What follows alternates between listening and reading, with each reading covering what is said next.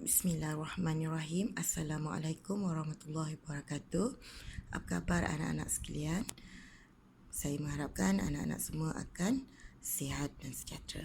Baiklah, pada minggu yang ketiga PDPR ini, kita akan bersambung lagi dengan kemahiran proses sains, dua kemahiran yang terakhir untuk tahun 3 ini, iaitu meramal dan berkomunikasi. Okay, yang meramal ni senang saja ya anak-anak. Baik, kalau ikut dalam buku teks, meramal ialah kemahiran membuat jangkaan tentang sesuatu peristiwa yang akan berlaku. Dalam erti kata lain, meramal ni kita jangkakan, kita agak apa yang akan berlaku selepas ini, atau sesuatu perkara tu yang terjadi, apa yang akan berlaku selepas itu. Okay, contoh macam dalam gambar. Ramalkan keadaan yang akan berlaku jika salah seorang pemain tidak menggerakkan kakinya dalam permainan ini. Agak-agaknya apa? Cuba awak buat satu ramalan. Okey, seperti yang diberitahu, ramalan yang dibuat mungkin benar atau tidak benar. Dalam sains, ramalan tu akan diujilah dengan eksperimen atau dengan satu pemerhatian yang lain. Okey, contoh yang kedua, seperti yang buat kek ni. Okay, apakah ramalan kamu terhadap warna krim yang seterusnya? Okay, berapa warna yang digunakan dalam gambar yang diberi? Ada 3 kan?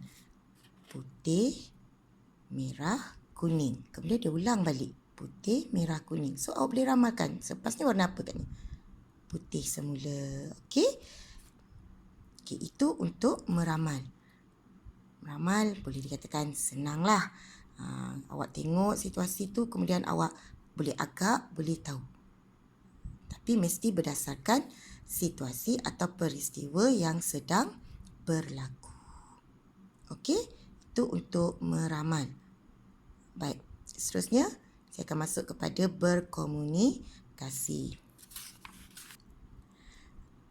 Okey, berkomunikasi ialah kemahiran memberikan penerangan tentang tindakan, objek atau peristiwa menggunakan perkataan atau simbol grafik seperti jadual, graf, rajak atau model. Senang cakap, apa yang awak buat ataupun dapatan daripada pemerhatian awak tu, awak nak terangkan pada orang lain atau nak beri laporan, jadi kita buat di dalam bentuk grafik macam ni. Satu contoh ini dipanggil jadual, manakala yang ini dipanggil carta palang. Untuk tahun 3, awak cuma belajar 2 ni dahulu, iaitu jadual dan juga carta palang. Kat sini tidaklah kalau awak nak bercerita tu panjang, banyak. Jadi orang tak dapat nak faham, kita pun susah nak ingat. Jadi kita buat dalam bentuk grafik begini. Okey, dia bagi contoh kat sini. Contoh yang pertama ni dia bagi dalam bentuk jadual. Maklumat ni direkodkan dalam bentuk jadual. Okey, perkara yang pertama, jenis buah-buahan kegemaran. Maknanya dalam pemerhatian ini atau penyiasatan ini nak mengetahui dalam satu kelas tu berapa orang yang suka beberapa jenis buah yang ada. Okey, dia dah kumpulkan maklumat, kemudian dikira dekat sini. Bilangan murid tu berapa orang yang suka. Jadi perkara yang pertama ni yang kita rancang. Jenis buah-buahan kegemaran ni kita rancang, kita nak buat penyiasatan apa atau kita nak tengok apa. Jadi ini perkara yang pertama. Sebab sebenarnya ada istilah untuk 2 jadual kotak ni. Tapi untuk darjah 3 ni awak belum belajar bahagian kemahiran tu. Jadi cikgu terangkan yang senang dulu, ringkas saja dulu ya. Okey, ini jenis buah-buahan. Okey, tengok buah dia tak sama kan? Ada 4 jenis buah dekat sini. Jadi perkara yang pertama ni, perkara yang kita rancangkan, apa yang kita nak tengok. Jadi kotak yang kedua ni, apa hasil daripada yang kita nak rancang atau yang kita nak tengok daripada sini. Okey, kalau dalam tahap 2 nanti awak akan belajar yang ini dipanggil pemboleh ubah dimanipulasi, manakala yang ini dipanggil pemboleh ubah bergerak balas. Tak apa, terangkan yang mudah dahulu. Okey, berkomunikasi ni dia kata maklumat daripada jadual ni boleh dipindahkan kepada bentuk lain seperti carta palang. Okay, ada syarat nak buat bentuk carta palang ni. Kalau saya suka ajar anak-anak murid saya, kita buat bentuk tangan kita macam ni. Okay, contoh di sini ya. Kita buat bentuk tangan kita macam ni. Okey. maklumat yang pertama di kotak yang pertama tadi, jenis buah-buahan tu adalah ibu jari ni.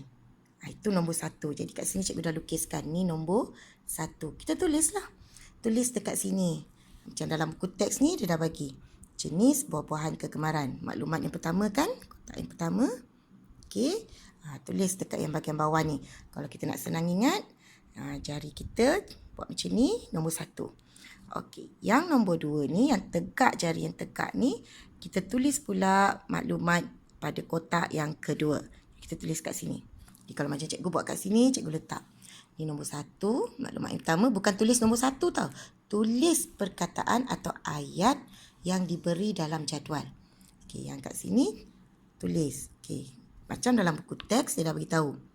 Jenis buah-buahan kegemaran adalah nombor 1. Tulis dekat sini, jenis buah-buahan kegemaran. Apa yang ditulis dalam kotak mesti salin betul-betul kat sini. Jangan tulis sekerat-sekerat. Nanti kalau dalam peperiksaan atau penilaian, tidak dapat markah yang penuh. Kalau yang dekat sini, tulis. Apa yang dia tulis? Bilangan murid dalam kurungan orang. Kita pun tulis. Okey. Seterusnya, salin balik. Okey, dia dah tulis kat sini apa maklumat dia. Betik durian pisang. Awak buatlah. Betik durian pisang tembikai.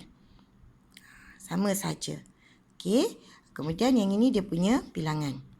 Ini ni dikira macam kita rancang dekat sini.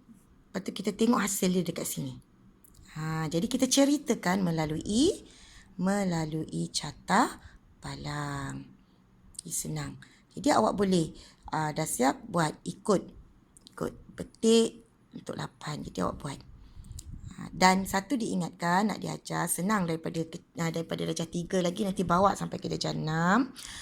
Apabila kita melukis palangnya, biarlah sama saiz. Okey, biarlah sama saiz. Janganlah ni kecil, ni kurus, ni gemuk, ni lebar. Tak maulah. Tengok pun tak cantik. Tak kemas kan. Jadi buat sama saiz. Jadi buat ukuran. Ambil pembaris. Bila buat kerja ni, mesti guna pembaris. Maknanya lurus. Okey, sama dia punya besar itu. Bukanlah suruh ukur betul-betul ni 2 cm, ni 2 cm. Tak. Dianggarkan mesti sama. Okey? Harap faham ya. Okey. Jadi kat sini, buatnya, okeylah guna pembaris kat sini ya. Okey. Kenapa saya cakap macam ni? Sebab awak akan buat latihan di buku aktiviti. Okey. Latihan yang pertama tu yang meramal lah. Yang tadi yang cikgu dah terangkan, muka surat 8. Awak ramalkan buat perkataan. Contoh, baju basah akan menjadi apa selepas beberapa jam. Tengok pematian dia. Ni pematian awak lah. Dia letakkan kipas, letak baju basah. Selepas beberapa jam, apa yang akan berlaku? So, kita agak apa yang berlaku. Okey? Alright, ada 4 soalan kat sini. Ni yang penting lah. Yang saya cerita ni. Soalan ni pun, latihan ni pun dia beri dalam bentuk jadual. Dia suruh tukar kepada carta palang. Dia tak beritahu, tapi dia kata bentuk komunikasi yang lain. Untuk tahun ni darjah 3 awak cuma belajar carta palang.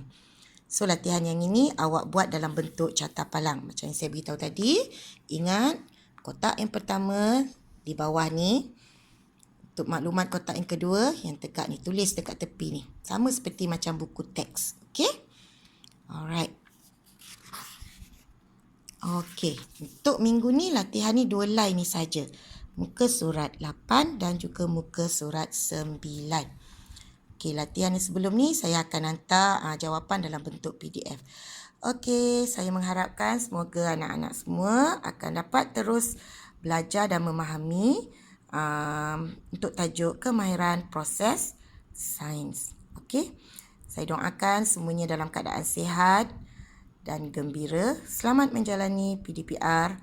Assalamualaikum warahmatullahi wabarakatuh dan terima kasih.